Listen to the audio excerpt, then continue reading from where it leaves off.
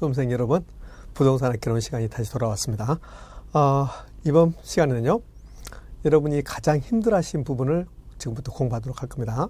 우리 부동산학 개론에서 가장 시험 출제 문항이 많은 파트입니다. 부동산 투자론 여러분하고 공부하도록 할 겁니다. 한 7문제 내지 8문제를 출제하는데요. 이 부분을 완벽하게 정리한다. 투자론을 완벽하게 정리한다. 불가능에 가깝다고 생각하시면 됩니다. 우리는 목표 점수를 정해야 돼요. 우리는 60점 맞는 시험이라는 것을 여러분들 명심하셔야 됩니다. 자, 60점 맞는 시험이라는 의미는 아주 어렵거나 여러분들이 난해하다고 생각하시는 부분은 과감하게 그것을 공부해서 배제하고, 그다음에 자주 출제되고, 그다음에 기본적인 내용, 그것을 맞추는 전략, 이게 중요합니다. 특히 우리 투자론에서는 그런 방법이 중요합니다. 계산 문제까지 포함되는데요. 계산 문제까지 접근한다 힘들 겁니다. 그래서 주로 출제되는 부분 가지고 여러분하고 지금부터 공부할 겁니다. 자, 그럼 투자 파트를 펼 겁니다. 여러분들 이제 투자 파트를 펴시고 설명 들으시고 책 읽어보시고 이렇게 하시면 훨씬 더 효과적인 공부가 될 겁니다. 자, 투자론으로 갑니다. 부동산 투자론입니다. 자, 투자인데요. 가장 먼저 투자가 무엇인가를 먼저 알고 가야 되죠. 자, 투자를 하면 부동산을 샀다가 아니고 사고 싶은 마음을 투자라고 합니다. 자, 좀 어렵네요. 투자라면 이러한 부동산이 있습니다. 이 부동산을 내가 살까 말까 고민하는 것을 투자합니다. 투자는 전부 다 예상입니다. 투자한다면, 그러면 투자했습니까? 안 했습니까? 안 했습니다. 자, 그러면 이 부동산에 투자한다면 그게 투자인데요. 투자를 개념을 이렇게 개념 정의합니다. 지금 제가 투자의 개념 정의하는 것은 시험에 출제하지 않을 겁니다. 자, 내가 10억이라는 돈이 있습니다. 근데 그 10억을 지금 먹고 쓰고 쓴다. 마시고 먹고 써버린다. 이걸 뭐라고 표현하냐면 현재의 소비라고 합니다. 현재의 소비. 그런데 이 현재의 소비는 확실하죠. 10억이라는 돈을 지금 제가 먹고 마시고 쓴다. 현재 확실한 소비라고 합니다. 그러면 10억이라는 돈을 지금 먹고 마시고 써버린다면 이 부동산에 투자할 수 없겠죠. 그런데 이걸 포기한답니다. 현재 먹고 마시는 것을 포기하고 부동산에 돈을 투입할 거랍니다. 그게 투자입니다. 그런데요, 부동산에 돈을 투입하는데 투자의 목적은 부의 극대화에 있습니다. 쉽게 말하면 부동산 투자의 목적은 돈 버는 게 목적이라는 겁니다. 자, 그런데 지금 돈이 들어가면, 즉 부동산에 투자한다면 현재 확실한 소비를 포기하고 이 부동산에 지금 돈을 투입한다면 수익은 미래에 발생하거든요. 즉 부동산 투자는 현재 확실한 소비를 포기하고 미래에 수익을 획득하겠다, 그거거든요. 그런데 미래의 수익은 확실하다 불확실하다? 불확실합니다. 내년의 경제 상황에 따라서 이 부동산으로부터 나오는 수익은 달라지기 때문에 그렇습니다. 그래서 미래에 불확실한 수익을 선택하는 겁니다. 이걸 투자라고 표현합니다. 자, 투자의 개념은요, 지금 현재 10억이라는 돈을 내가 먹고 마시고 쓰는 것을 포기하고 미래의 불확실한 수익을 목적으로 부동산에 돈을 투입하겠다. 즉 미래의 불확실한 수익을 선택하겠다. 이게 투자입니다. 그런데 이 불확실을요, 우리 투자 이론에서는 위험이라고 표현합니다. 자, 그러면 투자 이론은 이렇게 개념 정의할 수 있겠네요. 내가 지금 위험을 부담하면서 미래의 수익을 선택했다. 위험을 부담하면서 수익을 선택했다. 따라서 위험이 높아지면 그러면 수익도 높아진다. 이게 투자 이론입니다. 이제 우리 투자의 개념을 공부했는데 투자에서는 첫 번째 위험이란 단어가 나왔습니다. 그래서 위험을 지금부터 공부할 겁니다. 위험. 매년 한 문제를 출제합니다. 그러면요, 위험은 미래의 불확실성을 위험이라고 하죠. 내가 생각했던 만큼 나오지 않을 가능성. 나는 이 부동산에 투자한다면 수익률이 10%를 기대했다. 내가 기대했던 수익률은 10%다. 그런데요, 내년에 경제 상황이 나빠지면 그러면 내가 기대했던 수익보다 훨씬 더 수익이 나오지 않을 수도 있습니다. 이러한 것들을 우리는 위험이라고 합니다. 미래의 불확실성이죠. 자, 실자가 빠져 있으니까요, 실자를 집어넣을 겁니다. 미래 불확실한 수익의 개념이죠. 위험은 미래의 불확실성이다. 자, 위험의 개념은 필요 없고 위험의 종류를 좀 볼 것 같은데 사업상 위험이라는 게 있습니다. 사업상 위험은 부동산 투자 사업을 한다면 발생한 위험을 사업상 위험이라고 합니다. 부동산 투자 사업을 한다면 내가 10억이라는 돈을 은행에 예금했습니다. 그러면 10억이라는 돈을 은행에 예금하면 은행에서 약속한 이자율이 10%라면 10% 이자를 주거든요. 나는 어떠한 위험도 부담하지 않습니다. 자, 내가 국채를 샀습니다. 국가에서 발행한 채권을 샀습니다. 그러면 시간만 흘러가면 국채의 만기가 10년이다. 그럼 10년만 흘러가면 나에게 일정한 수입이 확보되겠죠. 이런 것은 위험이 없는 겁니다. 즉 내가 생각했던 만큼 나왔다. 내가 생각했던 만큼 발생한다. 내가 생각했던 것하고 똑같다. 그러면 위험이 없는 겁니다. 이것을 무위험이라고 그래요. 그런데요, 네, 부동산 사업을 한다면 반드시 위험이 발생합니다. 이것을 사업상 위험이라고 그래요. 또는 사업 위험이라고 합니다. 은행에다 예금했다면 위험이 없다. 근데 사업을 한다면 위험이 나타난다. 그럼 사업상 위험은 부동산 사업을 하면 나타나는 위험인데, 거기서 첫 번째가 시장 위험입니다. 부동산 시장 상황은 바뀌죠. 내년에 부동산 시장이 불황으로 간다면 내가 생각했던 수익은 10%는 발생하지 않을 거니까요. 시장 위험. 부동산을 사서 운영해야 되거든요. 근데 운영을 잘못하면 수익이 떨어질 수 있겠죠. 운영 위험이라고 합니다. 부동산은 위치 고정성이라는 특성을 가지고 있습니다. 즉 못 움직인다는 소리입니다. 부동성이라고 하죠. 그래서 어느 곳에 투자하는 것에 따라서 수익이 달라질 수 있죠. 내가요, 예를 들어서 서울의 마포구에 부동산을 샀는데 마포구가 부동산 시장이 침체로 간다면 그러면 수익이 떨어질 수 있겠죠. 즉 입지 선정을 잘못한 겁니다. 장소를 잘못 선택한 겁니다. 그렇게 함으로써 나타나는 위험을 우리는 위치적 위험이라고 합니다. 여기는 가볍게 보시면 됩니다. 자, 하나 더. 또 하나의 위험은 금융적 위험이라는 게 있답니다. 예, 금융적 위험은 시험에 매우 빈번하게 출제되는 겁니다. 부동산은 비싸죠. 고가성이라고 표현합니다. 그래서 부동산에 투자할 때 남의 돈을 빌려서 투자합니다. 부동산 투자할 때 남의 돈을 빌려서 투자하는데 남의 돈 빌려서 투자했으면 갚아야 돼요. 즉 은행에서 유흥자 받아서 투자했다면 은행 유흥자를 갚아야 되는데요. 유흥자액을 갚아야 되는데 갚지 못할 채무 불이행의 위험이 있습니다. 그것을 금융적 위험이라고 한다. 타인 자본 이용했을 때 갚지 못할 채무 불이행의 위험을 금융적 위험이라고 한다. 자, 그러면 금융적 위험을 줄이는 방법, 금융적 위험을 없애는 방법도 있겠네요. 만약에 전액 자기자본이다. 전액 자기자본이다 말은 차입이 없다는 소리죠. 전액 자기자본이다. 그러면 금융적 위험은 없어지는 겁니다. 잘 나옵니다. 금융적 위험은 타인 자본 이용했을 때 나타나는 위험이다. 그건 타인 자본 이용하지 않고 전액 자기자본을 투자했다. 그러면 금융적 위험이 있다 없다? 없다. 자, 하나 더 합니다. 위험은요, 유동성 위험이라는 게 있답니다. 유동성 위험. 네. 자, 부동산에 투자했습니다. 이게 10억짜리랍니다. 10억짜리 부동산인데 현금하고 싶어요. 갑자기 현금이 필요합니다. 내가 10억이라는 돈이 있었는데 부동산에 투자했습니다. 현금하고 싶어요. 10억이라는 돈을 은행에다 예금했습니다. 현금하고 싶으면 가서 은행 가서 바로 인출하면 현금화 되는 겁니다. 그런데요, 부동산에 투자했습니다. 현금하고 싶습니다. 현금하고 싶은데 부동산에 팔라고 내놨는데 잘 안 팔립니다. 즉 유동성의 의미는 현금화 가능성입니다. 유동성, 현금화 가능성. 유동성 위험은 현금화 가능성이 낮다는 소리죠. 10억짜리 부동산을 금매로 팔려고 내놨는데 잘 안 팔립니다. 현금화 해야 됩니다. 그래서 6억에 내놨답니다. 9억에 내놔도 안 팔렸습니다. 7억에 내놔도 안 팔렸습니다. 6억에 내놨는데 팔렸습니다. 그러면 10억짜리 부동산을 현금하면서 지금 4억의 손실이 발생했습니다. 이렇게 부동산은 황금성이 낮기 때문에 현금화 과정에서 시장가치 손실이 발생하는데 이걸 유동성임이라고 한다. 자, 이 정도가 부동산 투자의 위험이죠. 자, 이런 위험 위에 다른 위험도 있는데요. 중요한 것은 이 세 가지입니다. 사업상 위험, 금융적 위험, 유동성 위험이 있다. 이렇게 표현한 겁니다. 자, 그러면 이러한 위험이 있다면 이러한 위험을 어떻게 좀 처리할 수 없을까? 그래서 위험 관리 또는 위험 처리 방법이라는 거 나오는데요. 역시 중요한 파트입니다. 네, 위험 처리 방법이라고 제가 한번 적어 보겠습니다. 위험 처리 방법. 자, 첫 번째 방법이요.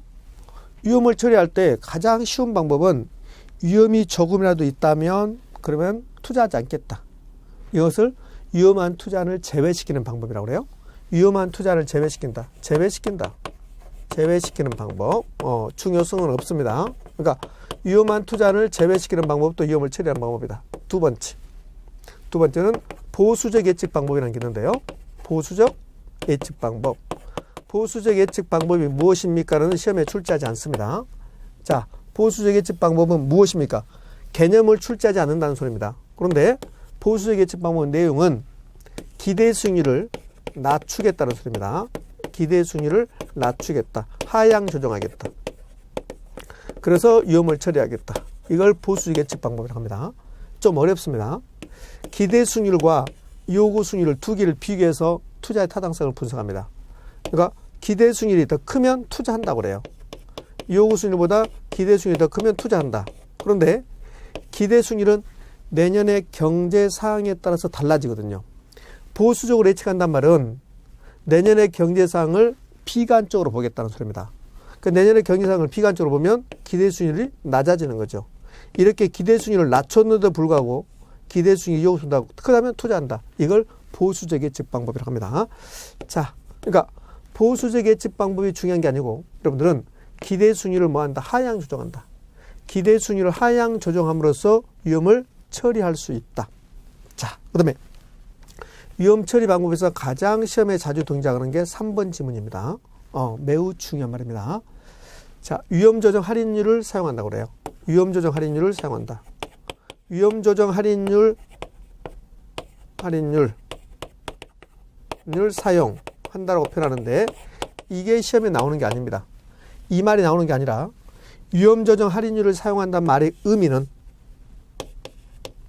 이 말의 의미는요. 무슨 의미를 가지고 있냐면 이 말의 의미는 요구 수익률을 위험이 높으면 요구 수익률을 높인다는 겁니다. 요구 수익률을 상향 조정한다는 겁니다. 시험 지문에 요구 수익률을 하향 조정한다 나오면 틀린 말입니다. 요구 수익률을 높인다. 어떤 부동산 위험이 있으면 그러면 위험이 높으면 요구 수익률을 높인다.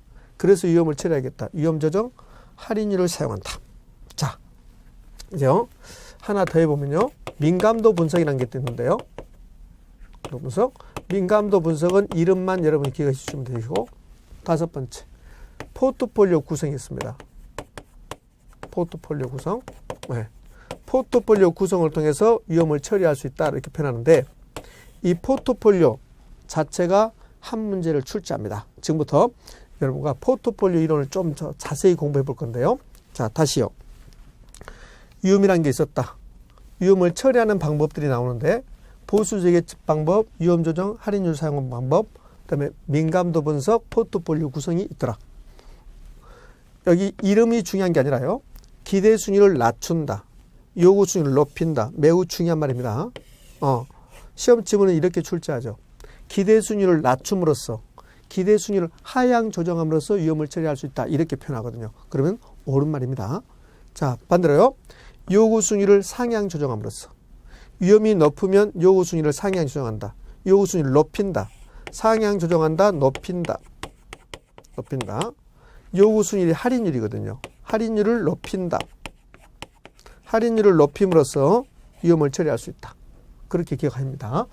자, 포트폴리오 갑니다. 자, 포트폴리오 구성을 통해서 위험을 처리할 수 있는데, 포트폴리오는 분산 투자입니다. 여러 자산에 투자한다. 이게 분산 투자죠. 그러니까 A라는 주식만 사는 게 아니라 A, B 주식, 이렇게 A, B, C 여러 주식에 투자한다. 그게 포트폴리오죠. 부동산만 사는 게 아니라 내가 10억이라는 돈이 있으면 부동산도 사고 주식도 사고 채권도 산다. 그게 포트폴리오입니다. 분산 투자죠. 목적은 분산 투자를 통해서 위험을 제거 감소시키는 겁니다. 포트폴리오 분산 투자를 통해서 위험을 제거 감소시킨다. 분산 투자를 통해서 위험을 제거 감소시킨다. 자, 포트폴리오 이론에서 가장 중요한 표현이요. 위험을 제거 감소시킨답니다. 그런데 위험에는 두 가지 위험이 있답니다. 어떻게 나눠지냐면요. 여기 사업상 위험, 금융적 위험, 유동성 위험을 다른 각도에서 보면 체계적 위험이란 말을 쓰고 비체계적 위험이란 말을 씁니다. 체계적 위험은 부동산 시장이 바뀌어요. 인플레이션이 발생합니다. 이자율이 발생합니다. 이러한 위험은 우리나라 모든 부동산에 발생한다. 우리나라 모든 부동산에 발생한 위험, 예를 들어서 시장 상황이 나빠졌다. 인플레이션이 발생하고 있다. 이자율이 변동하고 있다. 이러한 위험을 체계적 위험이라고 합니다. 모든 부동산의 공통적 위험이죠. 체계적 위험의 개념이 중요한 게 아니라 체계적 위험은 포트폴리오 구성을 통해서 위험을 제거 감소시키는데 이 체계적 위험은 제거 감소 안 됩니다. 제거 감소 안 된다. 즉 피할 수 없다 그래. 피할 수 없는 거래. 피할 수 없는 위험 그렇습니다. 보면요. 그러니까 포트폴리오 구성을 통해서 포트폴리오 위험은 피할 수 있는 것과 피할 수 없는 게 있다. 여기 위험 제거 감소했다. 위험을 피했다는 소리거든요. 근데 체계적 위험은 우리나라 모든 부동산의 공통적 위험으로서 피할 수 없다. 자, 반대로 비체계적 위험은요. 어떤 부동산에만 나타나는 위험입니다. 특정 부동산에만 나타나는 위험입니다. 이 비체계적 위험은 피할 수 있답니다. 비체계적 위험은 피할 수 있다. 제거, 감소시킬 수 있다. 분산 투자를 통해서 피할 수 있답니다. 그러면 포트폴리오는 위험을 제거 감소시키는 투자 전략인데 다시 포트폴리오는 위험을 제거 감소시키는 투자 전략인데 체계적 위험과 비체계적 위험이 있다. 체계적 위험은 어떠한 경우도 피할 수 없다. 제거 감소시킬 수 없다. 모든 부동산에 공통적으로 발생한다. 시장 상황이 변동했다. 시장 위험. 네. 부동산 경기가 변동했다. 경기 변동. 인플레이션이 발생했다. 이런 것들을 우리는 체계적 위험이라 한다. 비체계적 위험은 그 부동산에만 나타나는 위험, 제거 감소시킬 수 있다, 피할 수 있는 위험이라고 한다. 자, 그러면 여기 분산 투자를 통해서 포트폴리오 구성을 통해서 분산 투자를 통해서 제거 감소시킬 수 있는 위험은 무슨 위험이다? 비체계적입니다. 너무너무 중요한 말입니다. 비체계적 위험이다. 만약에요, 시험 지문에 체계적 위험을 감소시켰다는 말 나오면 무조건 틀린 지문입니다. 자, 시험 지문에 매우 잘 나옵니다. 체계적 위험을 감소시켰다. 감소. 이런 말 나오면 무조건 틀린 지문입니다. 체계적 위험은 감소하지 않습니다. 체계적 위험과 비체계적 위험을 더한 것을 우리는 총위험이라고 표현합니다. 총위험. 예. 자, 그러면 질문. 포트폴리오 구성을 통해서 총위험을 줄일 수 있습니까? 다시요. 자, 포트폴리오 구성을 통해서 위험을 제거 감소시키는데 위험은 체계적 위험과 비체계적 위험이 있는데 두 개 더한 것을 우리는 총위험이라고 한다. 그러면 총위험은 포트폴리오 구성을 통해서 감소시킬 수 있을까 없을까? 예, 감소시킬 수 있습니다. 총위험 감소합니다. 감소 가능하다. 다만 주의하실 것은요. 포트폴리오 구성을 통해서 비체계적 위험이 0까지 줄여졌다 하더라도 비체계적 위험을 완전히 제거했다 하더라도 체계적 위험이 남아있죠. 그래서 포트폴리오 구성을 통해서 비체계적 위험을 감소시킬 수 있고 총위험도 감소시킬 수 있지만 체계적 위험은 감소할 수 없습니다. 또한 총위험은 0까지, 총위험 0까지 감소되지 않습니다. 감소, 그러면 X가 되는 겁니다. 자, 다시 써봅니다. 매우 중요한 부분 하고 있습니다. 예, 집중하셔야 됩니다. 포트폴리오 구성을 통해서 위험을 제거 감소시키는데 그때 위험은 무슨 위험이다? 비체계적 위험이다. 체계적 위험 감소란 말 나오면 무조건 틀린 점이 된다. 체계적 위험과 비체계적 위험을 더한 것을 우리는 뭐라고 표현하냐면 총위험이라고 한다. 그럼 이 총위험은 포트폴리오 구성을 통해서 감소시킬 수 있지만 체계적 위험은 남아있기 때문에 0까지 감소하지 않는다. 자, 그러면 우리 포트폴리오에서 포인트는 위험인데요. 일단 체계적 위험이 감소하지 않는다.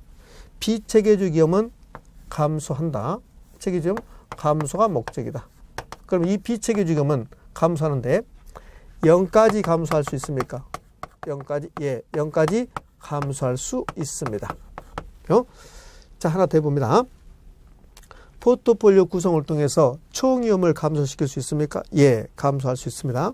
근데 0까지 감소할 수 없습니다. 자, 하나 더 합니다. 포트폴리오 구성을 통해서 모든 위험을 감소시킬 수 있습니까? 모든 위험 감소. 라고 나오면 틀린 지문이 되는 겁니다. 왜 그럴까요? 체계적 위험과 비체계적 위험이 있는데 체계적 위험은 감소하지 않거든요. 따라서 포트폴리오 구성을 통해서 모든 위험이 감소라고 나오면 틀린 말입니다. 자, 마지막으로 정리할 겁니다. 매우 중요한 부분입니다. 포트폴리오 구성을 통해서 위험을 제거 감소시킨다. 이때 위험은 비체계적 위험입니다. 비체계적 위험은 0까지 감소시킬 수 있다. 근데 체계적 위험은 절대로 감소하지 않는다. 그럼 체계적 위험과 비체계적 위험을 더한 것을 우리는 총위험이라고 한다. 총위험은 감소하는데 0까지는 감소하지 않는다. 또한 모든 위험은 감소하지 않는다. 왜? 체계적 위험은 감소하지 않기 때문에. 자, 여기까지가 포트폴리오 이론에 관한 내용입니다. 자, 이제요. 우리는 위험을 배웠으면 여기 봅시다. 투자 이론에서는 위험과 수익을 먼저 배울 건데 위험을 배웠답니다. 그럼 이제 수익 파트로 가야 됩니다. 이제 수익률 파트로 갈 겁니다. 역시 한 문제가 배당되어 있습니다. 예. 자, 우리 부동산 투자 이론에서는요. 위험에서도 한 문제, 수익에서도 한 문제 이렇게 배당되어 있습니다. 그래서 수익 파트를 통해서 여러분 다시 공부할 겁니다. 자, 수익 파트로 가볼 겁니다. 자, 여러분들 교재 수익 파트를 펴시고요. 이제 칠판 통해서 수익에 대해서 공부하고 그다음에는 책을 읽어보고 문제 푸시고 이러한 방법으로 공부를 해 주셔야만이 매우 효과적일 겁니다. 자, 수익 파트로 갈 겁니다. 부동산 수익 파트에서는 수익률을 공부할 겁니다. 수익률은 세 가지를 공부할 건데요. 시험에 출제되는 것은 두 가지 수익률입니다. 자, 일단 위험이 증가하면 그러면 거기에 대한 대가, 수익도 높아진다. 이 두 개 관계. 위험이 높아지면 수익도 높아진다. 이를 위험과 수익의 비례관계라고 표현합니다. 비례관계, 다른 말로 상쇄관계라고 표현합니다. 비례관계, 상쇄관계라고 표현한다. 위험과 수익은 비례관계다. 위험에 대해서 정리했습니다. 이번엔 수익으로 갈 겁니다. 자, 이제 수익 파트로 갈 겁니다. 수익률을 공부합니다. 수익률은 세 가지를 공부할 건데요. 자, 첫 번째가 기대 수익률입니다. 기대 수익률은 기대란 말은 예상입니다. 예상 수익률입니다. 기대하고 예상하고 똑같습니다. 경제 이론에서는 기대와 예상이 똑같습니다. 기대 인플레이션, 예상 인플레이션 이렇게 되거든요. 자, 그러면 이제 기대 수익률은 이 부동산에 내가 투자한다면 예상되는 수익률, 기대되는 수익률을 기대 수익률이라고 합니다. 의미가 그렇죠. 두 번째는 요구 수익률입니다. 요구 수익률. 요구 수익률이 시험에 자주 등장을 하죠. 기대 수익률은 그렇게 빈번하게 등장한 게 아니라 최근에는 이 요구 수익률은 매년 시험에 출제합니다. 그다음에 세 번째가요. 실현 수익률이라는 게 있는데요.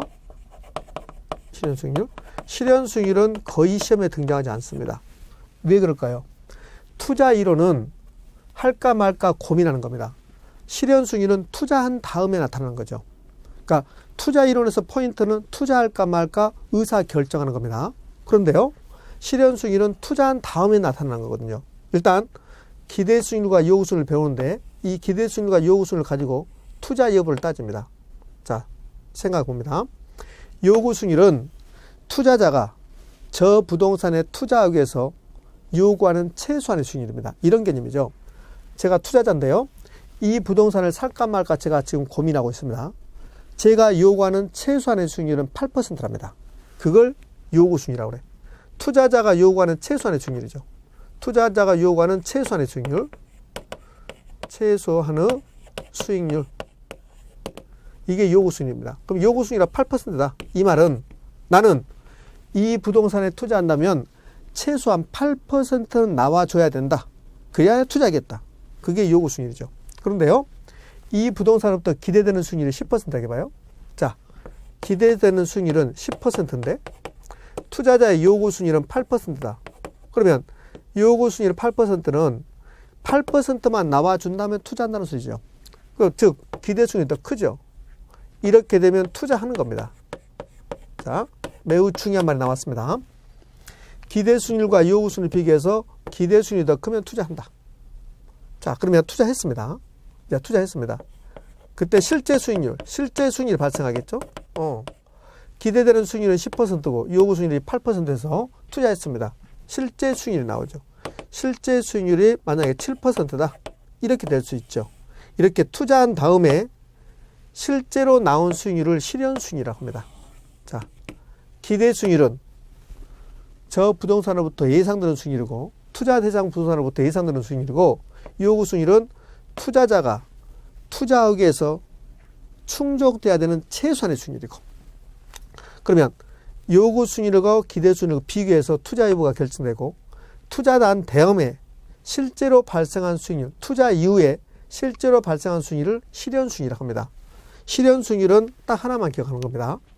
투자 여부는 투자 이론에서 가장 중요한 말은 투자할까 말까 고민하는 건데 결정하는 건데 투자는 기대 수익률과 요구 수익률 비교 기대 수익률과 요구 수익률 비교해서 투자 여부 따진다. 투자 결정한다.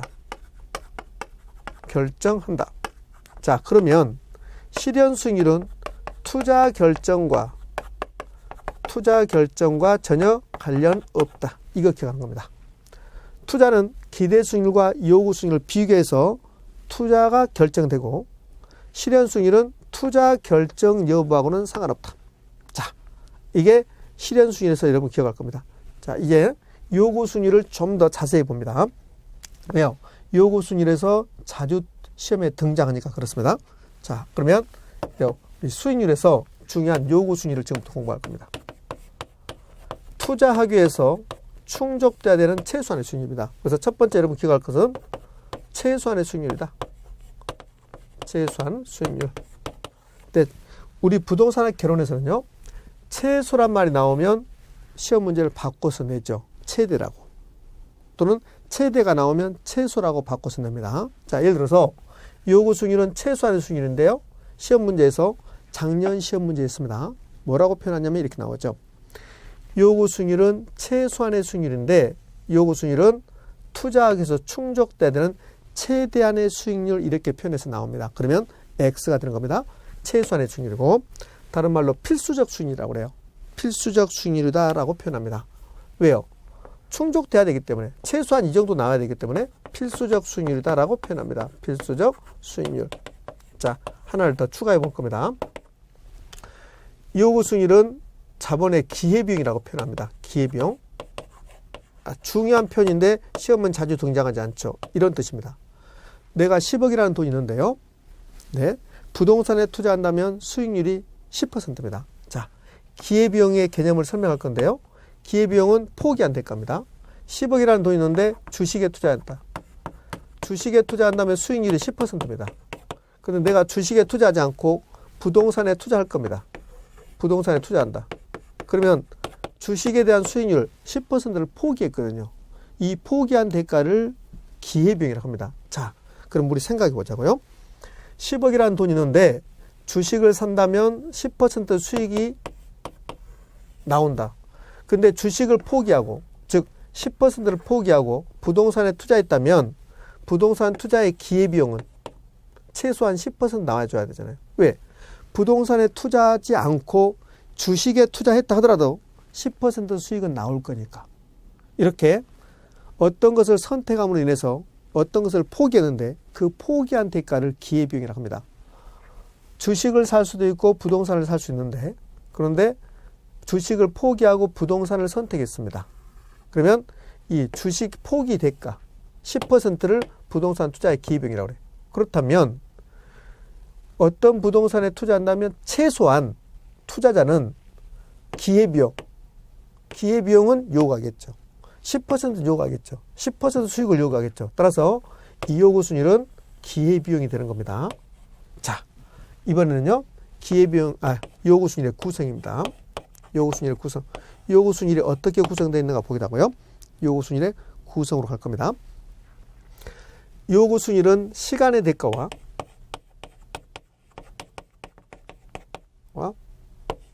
플러스 위험의 대가와 플러스 예상 인플레이션으로 구성됩니다. 내가 어떤 부동산에 투자했다. 그러면 시간이 흘러가야 돼요. 투자는 현재 돈이 투입되고 미래 수익이 나오거든. 그러니까 시간이 흘러가면 충족되는 수익률, 즉 시간의 대가를 요구하겠죠. 이 시간의 대가를 뭐라 하냐면 무위험률이라고 합니다. 우리 은행에다 예금했습니다. 은행에다 예금하면 그러면 일정한 시간이 흘러가면 1년이라는 시간이 흘러가면 은행이 약정한 이자 주거든요. 그 이자율이 10%다. 그러면 부동산에 투자할 때 최소한 10% 나와줘야 되잖아요. 은행에다 예금해도 10% 나오는데 부동산에 투자한다면 최소한 10% 나와줘야 된다. 그게 시간 대가죠. 무위험률이라고 그래요. 자, 여기에 은행에다 예금하면 위험이 없지만 부동산에 투자한다면 위험이 발생하거든요. 그래서 위험의 대가를 요구하죠. 이것을 위험 할증이라고 그래. 내가 위험을 부담했다. 그래서 위험에 대해서 좀 대가를 할증해달라. 위험 할증이요. 자, 여기에 예상 인플레이션을 더하는 겁니다. 예상 인플레이션 이렇게. 이게 요구순위율 구성이죠. 요구순위율은 무위험률 플러스 위험 할증률 플러스 예상 인플레이션으로 이렇게 구성된다. 그러면 만약에 무위험률이 높아졌습니다. 무위험률이 은행 이자율 이런 개념입니다. 은행 이자율이 높아졌다. 무위험률이 높아졌다. 그럼 당연히 요구순위도 뭐한다? 높아지는 겁니다. 왜? 요구순위는 무위험률 플러스 위험할증률 플러스 예상 인플레이션이기 때문에 무위험률이 높아졌다. 위험할증이 높아졌다. 예상 인플레이션이 높아졌다. 그럼 당연히 요구순위 높아지는 거죠. 자, 여기까지가 요구순위를 가는 거예요. 이제 우리 요구순위율과 기대순위를 배웠기 때문에 요구순위율과 기대순위를 가지고 투자 여부를 따져볼 겁니다. 요구순위율과 기대순위를 가지고 투자 여부를 따져봅니다. 자, 투자 결정인데요. 투자 결정. 어떤 경우에 투자하는가 보자고요. 자, 기대순위율 있고 요구순위율 나왔습니다. 요구순위율이 10%입니다. 그러면 투자자는 최소한 10%는 나와줘야 투자한다. 그런 개념이거든요. 근데 기대되는 수익률이 12%랍니다. 그러면 기대되는 수익률이 더 크죠. 투자자는 10%만 나와준다면 투자한다. 요구순위로. 기대되는 수익률이 12%다. 그러면 당연히 투자하는 거죠. 자, 그럼 이렇게요. 이 경우는요. 요구순위율이 10%인데 기대순위율도 10%다. 똑같다. 같습니다. 그럼 투자할까 안 할까요? 투자합니다. 투자 이론에서는 같다고 나오면 투자하는 겁니다. 투자 이론에서는 같다고 나오면 투자한다. 자, 무슨 의미일까요? 요구 수익률이 10%다. 기대되는 수익률도 10%다. 그러면 기대했던 만큼 나와준다는 소리거든. 요구했던 만큼 나와준다는 소리거든요. 다시요. 자, 제가 어감을 좀 잘못 표현했습니다. 요구 수익률이 10%다. 기대되는 수익률도 10%다. 그럼 같죠. 그러면 요구 수익률은 최소한 10%만 나와준다면, 요구 수익률이 10% 나온다면 투자한다. 그런데 기대되는 수익률도 10%다. 그러면 요구했던 만큼 나오는 거잖아요. 그러니까 같다면, 요구 수익률과 기대 수익률이 같다면 투자한다. 자, 이제 반대로. 요구 수익률은 10%인데 그 부동산으로부터 기대되는 수익률은 8%다. 요구 수익률이 더 크다. 그러면 투자하지 않습니다. 최근에 매우 빈번하게 출제되는 지문이죠. 자, 어느 경우에 투자한다. 기대 수익률이 요구 수익률보다 크거나 같으면 투자한다. 요구 수익률이 더 크다 투자하지 않는다. 자, 이래요. 우리 요구 수익률에서 하나를 더하고 갑니다. 자, 네 번째. 이 투자 대상 부동산을 보면서 여러분이 요구하는 수익률과 제가 요구하는 수익률은 달라집니다. 그래서 요구 수익률은 사람마다 다르죠. 그래서 요구 수익률은 주관적 수익률이라고 그래요. 요구 수익률은 주관적 수익률이다.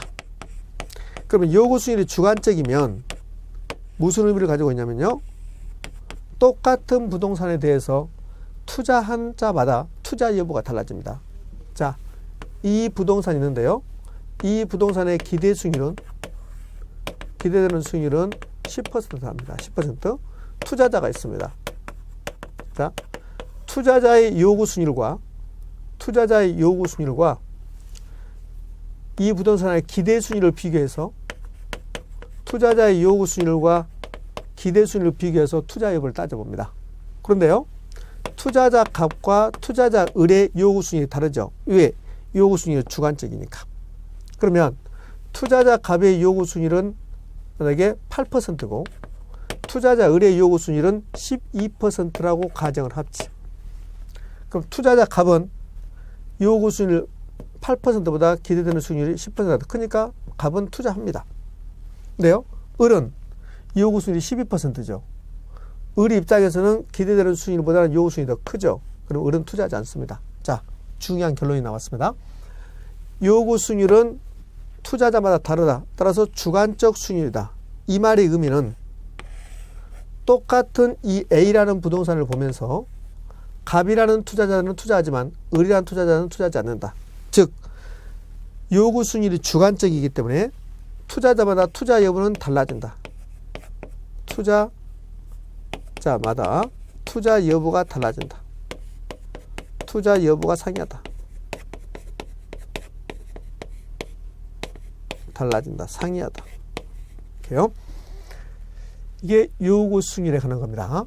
자, 우리는 요구 수익률과 기대 수익률 가지고 투자 결정까지 마무리했습니다. 예. 자, 이제는요, 요구 수익률과 기대 수익률을 하나 파트를 하나 더 보셔야 되는데요. 투자 균형이라는 것을 공부할 겁니다. 투자 균형. 예. 투자 균형은 기대 수익률과 요구 수익률이 같을 때 투자 균형입니다. 기대 수익률과 요구 수익률이 같을 때를 투자 균형이라고 하는데요. 그러면 기대 수익률과 요구 수익률이 다르면 투자가 불균형 상태에 있다 그러거든요. 자, 이게 기대 수익률과 요구 수익률 관계에서 기대 수익률이 더 크답니다. 그럼 불균형이죠. 같을 때가 균형이니까 투자자의 요구 수익률은 10%입니다. 근데 기대되는 수익률이 12%래요. 다르죠. 그럼 같아져야 되거든. 이게 같아져야 균형입니다. 그럼 같아지려면 기대 수익률이 떨어져야 돼요. 요구 수익률이 높아질 수 있는데, 그런데 요구 수익률이 높아진 게 아니라 기대 수익률이 떨어져야 된다. 그러니까 기대 수익률이 변하는 겁니다. 다시요. 어렵습니다. 투자 균형이란 말은 기대 수익률과 요구 수익률이 같은 것을 투자 균형이라고 한다. 그럼 기대 수익률과 요구 수익률이 다르면 같아지는 방법은 기대 수익률이 변동한다. 기대 수익률이. 그러니까 기대 수익률이 요구 수익률보다 더 크다면 그러면 균형이 아니고 불균형이죠. 같아지려면 기대 수익률이 떨어진다. 시험 지문. 기대 수익률이 요구 수익률보다 더 크다면 장차 그 부동산의 기대 수익률은 떨어질 것이다. 같아져야 되니까요. 그럼 왜 그럴까? 기대 수익률이 더 큽니다. 기대 수익률이 더 크면 투자하거든요. 투자합니다. 이렇게. 자, 투자했습니다. 그럼 투자하면 그 부동산의 가격은 높아집니다. 가격이 높아졌다. 그럼 비싸게 산다는 소리거든요. 비싸게 사면 기대되는 수익률은 뭐요? 떨어질 수밖에 없습니다. 이렇게요. 자, 이 과정을 여러분이 이해 못 하신다면 생략하고 이건 알아야 돼요. 기대 수익률이 더 크다. 기대 수익률이 떨어지는 일만 남았다. 기대 수익률이 더 크다. 기대 수익률이 떨어진다. 반대로 이제는 요구 수익률이 더 크답니다. 그럼 요구 수익률은 그 반대겠죠. 기대 수익률하고 요구 수익률하고 비교해서 요구 수익률이 더 크다. 이렇게 되면 그러면 기대 수익률은 맞다. 기대 수익률은 높아져야지. 요구 수익률이 10%고 기대 수익률은 8%다. 그러면 요구 수익률이 더 크죠. 그럼 같아지려면 이게 기대 수익률이 변동해야 되니까 이 경우는 기대 수익률이 뭐 할 수밖에 없다? 높아질 수밖에 없다. 자, 여기까지가 우리 수익률에 관한 내용입니다. 자, 그러면 우리 투자 이론에서 기본적인 내용이 끝난 겁니다. 투자의 개념, 그 다음에 유형, 수익률, 포트폴리오 이렇게 투자의 기본적인 내용을 끝냈는데요. 뭐 하나를 추가하자면 올해 시험은 이 부분은 출제 확률이 좀 희박하지만 지렛대 효과라는 게 있는데 지렛대 효과를 제가 가볍게 좀 여러분하고 공부해 보도록 합니다. 지렛대 효과는 올해 시험은 출제할 확률이 좀 희박합니다. 근데요, 지렛대 효과도 가끔씩 출제되지만 우리 작년 시험에 출제했기 때문에 출제할 확률은 좀 희박하지만 지렛대 효과에 대해서 좀 공부하도록 합니다. 부동산은 비싸죠. 비싸서 투자할 때 자기 돈만 가지고 투자하는 경우는 좀 드물어요. 그러니까 다시 갑니다. 부동산은 비싸다. 그러니까 투자할 때 자기 돈만 가지고 투자하는 경우는 좀 드뭅니다. 그래서 타인 자본을 이용해서 투자하는 경우가 나타나요. 타인 자본을 이용해서 투자하는데 자기 자본 수익률이 높아질 수가 있습니다. 이를 우리는 지렛대 효과, 레버리지 효과 이렇게 표현합니다. 자, 지렛대 효과의 개념. 지렛대 효과. 레버리지 효과. 이렇게 표현하는데요. 타인 자본 이용했습니다.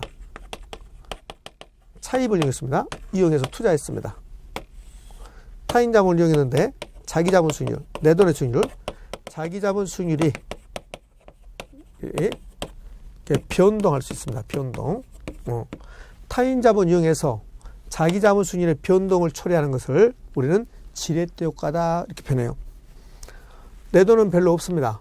그래서 은행에서 돈 빌려와서 투자했는데 그런데 내 돈의 수익률이 변동할 수 있어요. 내 돈의 수익률이 높아지거나 떨어지거나 또는 불변인 경우가 있습니다. 이런 경우를 우리는 지렛대 효과라고 합니다.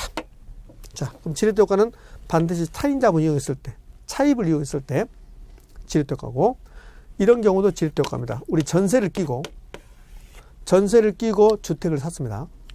3억짜리 주택인데 전세가 2억 들어가 있습니다. 그러면 2억 전세를 안고 내 돈 1억만 있다면 주택을 살 수 있는 거죠. 이렇게 샀는데요. 주택 가격이 올라갔습니다. 그러면 자기 자본 수익이 높아지는 거죠. 그러니까 전세를 끼고 주택을 샀다. 이것도 지렛대 효과의 일종이다. 자, 그런데 지렛대 효과는 세 가지가 있습니다.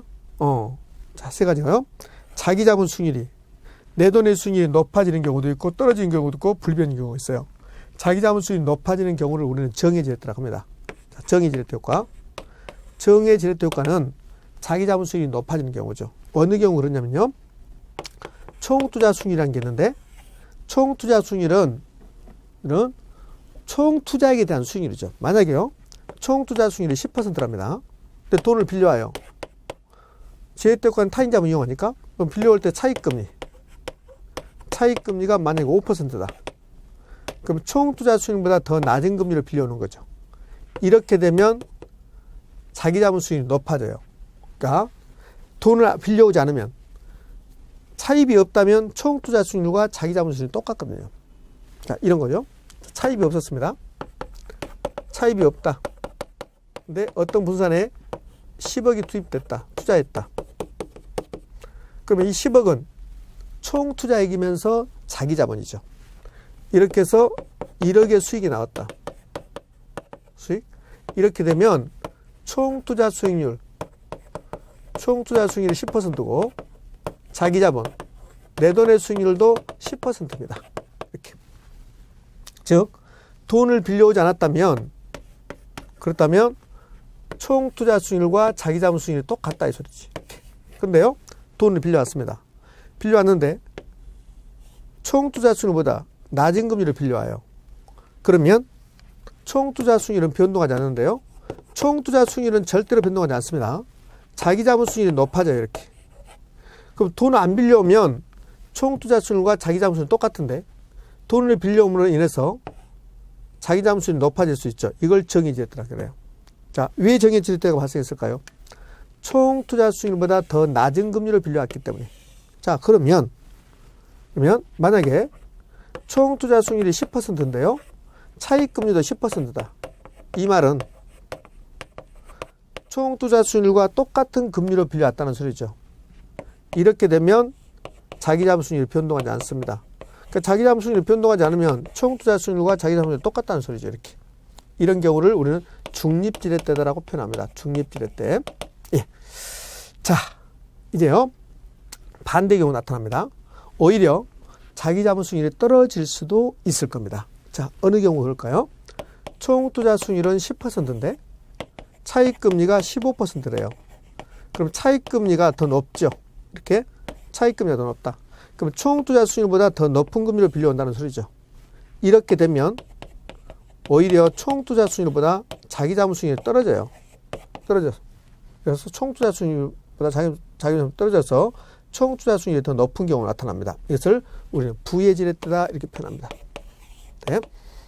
그러니까 지렛대 효과는 타인 자본 이용했을 때 자기 자본 수익률이 변동하는 건데 전세를 끼고 하는 것도 전세를 끼고 주택을 사는 것도 우리는 지렛대 효과를 이용하는 것이다. 정의 지렛대, 중립 지렛대, 부의 지렛대가 있다. 정의 지렛대는 총투자 수익률이 차익금리보다 높았을 때 자기 자본 수익률이 높아지는 경우, 부의 지렛대는 총투자 수익보다 차익금리가 높으면 오히려 자기 자본 수익률이 떨어지는 경우 이렇게. 이것을 지렛대 효과라고 표현한다. 자, 그러면 타인자본을 많이 이용한다. 타인자본을 많이 이용한다가 대부 비율이 높다는 소리거든요. 대부 비율은 남의 돈의 비율이죠. 대부 비율이 높다.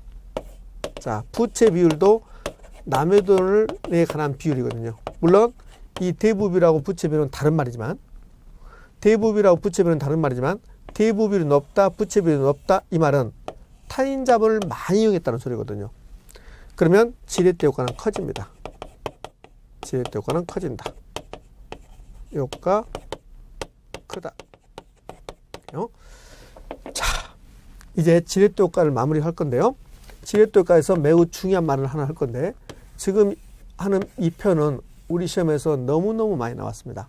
자, 그러면 타인 자본을 이용해서 투자했을 때 나타나는 것을 우리 두 개를 배웠습니다. 뭘 배웠을까요? 예, 타인 자본을 이용했답니다. 그럼 타인 자본을 이용하면 갚아야 돼요. 갚지 못할 위험을 금융적 위험이라고 합니다. 그럼 타인 자본을 이용했을 때 좋은 점과 나쁜 점이 있어요. 타인 자본을 이용했을 때 긍정적인 것은 지렛대 효과가 기대되죠. 즉 자기 자본 수익률을 높일 수 있죠. 기대됩니다. 부정적인 효과는 타인 자본을 이용했습니다. 긍정적인 것은 자기 자본 수익을 높일 수 있는 지렛대 효과가 기대돼요. 그러나 부정적인 것은 남의 돈 빌려왔으면 갚아야 될 위험이 있죠. 그것을 금융적 위험이라고 합니다. 즉 타인 자본을 이용하면 부정적인 것은 금융적 위험 등 투자 위험이 증가하죠. 투자 위험 증가한다. 이를 우리 타인 자본을 했을 때 나타나는 부정적인 겁니다. 자, 매우 빈번하게 시험에 출제되는데요. 이런 식으로 출제하죠. 타인 자본을 이용하면, 차입금을 이용하면 자기 자본 수익을 높일 수 있는 지렛대 효과가 기대되기 때문에 투자 위험은 감소한다. 그러면 X입니다. 타인 자본 이용하면 다시 갑니다.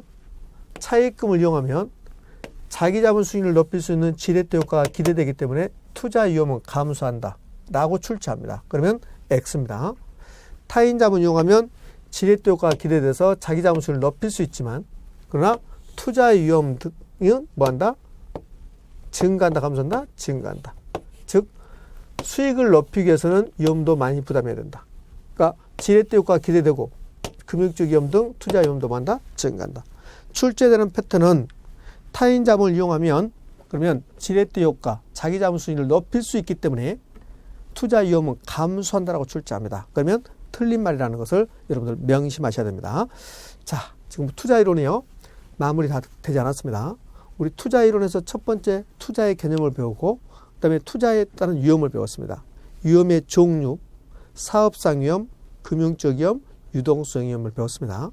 금융적 위험은 타인 자본을 이용했을 때, 그러면 타인 자본을 이용하지 않는다면, 즉 전액 자기 자본을 투자한다면 금융적 위험은 없다. 여러분 기억해 주시고요. 자, 위험 처리 방법이 있었습니다. 위험한 투자를 제외시킵시다. 두 번째는 보수적으로 예측하자. 즉 기대 수익률을 낮추자. 세 번째는 위험 조정 할인율을 사용하자. 요구 수익률을 높이자. 할인율을 높이자. 요구 수익률을 상향 조정한다. 할인율을 높인다. 민감도 분석, 포트폴리오 구성이 있었습니다. 포트폴리오 구성 매년 한 문제씩 나오는데요. 분산 투자를 통해서 위험을 제거 감소시키는 것이다. 그런데 포트폴리오 위험은 체계적 위험과 비체계적 위험이 있다. 체계적 위험은 모든 부동산에 공통적으로 발생하는 것, 경기 변동, 인플레이션, 이자율 변동에 따른 시장 위험을 말한다. 어떠한 경우도 체계적 위험은 제거 감소시킬 수 없다. 피할 수 없다. 반면에 그 부동산 자체의 고유한 위험을 우리는 비체계적 위험을 하는데 포트폴리오 구성을 통해서 비체계적 위험을 감소시킬 수 있다. 체계적 위험 감소란 말이 나오면 무조건 틀리다. 포트폴리오 구성을 통해서 체계적 위험 감소 무조건 X다.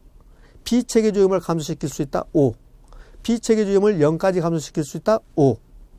총 위험을 감소시킬 수 있다. O. 그러나 총 위험은 0까지를 감소시킬 수 없다. 왜? 체계적 위험이 남아있기 때문에 그렇다. 그러니까 체계적 위험 감소 X. 자, 비체계적 위험 감소 O. 비체계적 위험 0까지 감소 O. 총 위험 감소 O. 총 위험 0까지 감소 X. 모든 위험 감소 X. 왜? 비체계적 위험만 감소시키고 체계적 위험은 감소시킬 수 없기 때문이다. 자, 이게 포트폴리오 관한 내용이었고요. 그 다음에 수익률 이야기하면서 요구 수익률 이야기했죠. 요구 수익률은 투자자가 투자하기 위해서 요구하는 최소한의 수익률, 필수적 수익률이고, 무위험률 플러스 위험 할증률 예상 인플레이션, 즉 시간의 대가와 위험의 대가와 예상 인플레이션으로 구성된다. 무위험률이 높아졌다. 무위험률은 은행 이자율, 국공채 수익률, 은행 이자율이 높아졌다. 그 다음에 위험 할증률이 높아졌다. 예상 인플레이션이 높아졌다. 그럼 요구 수익률은 높아진다.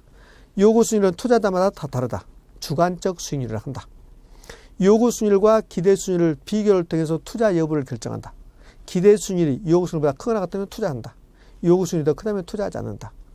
기대 수익률과 요구 수익률의 균형, 즉 투자의 균형은 기대 수익률과 요구 수익률이 같아진다. 만약에 기대 수익률이 더 크다면 기대 수익률이 떨어져서 같아진다.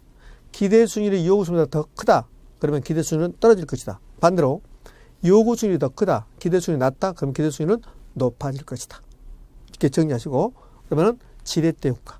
지렛대 효과에서 마지막에 우리 했던 거, 타인 자문을 이용한다면 지렛대 효과가 기대되기 때문에, 즉 자기 자본 수익률을 높일 수 있기 때문에 투자 위험은 감소한다라고 출제한다. 그러면 X가 되는 겁니다.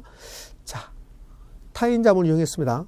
좋은 점과 나쁜 점 반드시 기억할 것. 타인 자문을 이용했다. 지렛대 효과가 기대된다. 그렇지만 투자 위험도 뭐한다? 증가한다. 자, 우리 여기까지 해서 투자 이론 일부를 공부했습니다. 투자 이론은 방대하기 때문에 한 시간에 끝날 수가 없죠. 투자 이론 일부를 공부했고요.